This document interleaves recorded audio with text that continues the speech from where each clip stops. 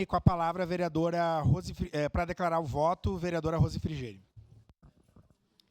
Apenas para deixar bem nítido, né, o que está sendo discutido aqui, vereadores, vereador presidente, é a questão da admissibilidade exatamente para investigar, vereador, os fatos. Ninguém está votando aqui a favor do impeachment, da cassação, de uma forma irresponsável, né? Acho que é isso que está sendo votado aqui. Ninguém vai fazer uma votação antes de passar por todos os processos, pelas casas, pelas comissões, por tudo que é necessário, né?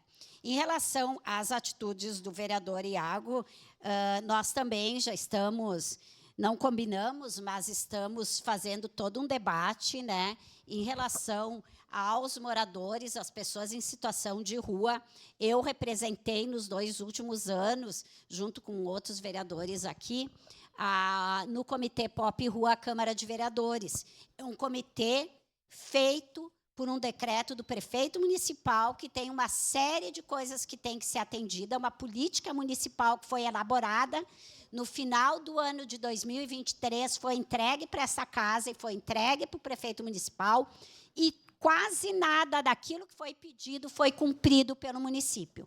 Então, também é muito fácil a gente criticar as pessoas que estão nesse problema de saúde física, saúde mental, em situações de vulnerabilidade, quando o município, que é o responsável por políticas públicas, inclusive de atendimento a essa população, que tem crescido muito, não faz a sua parte.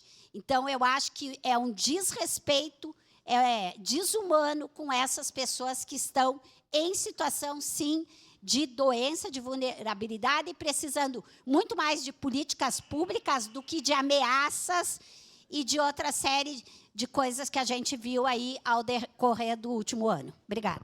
Obrigado, vereadora Rose. Para declarar o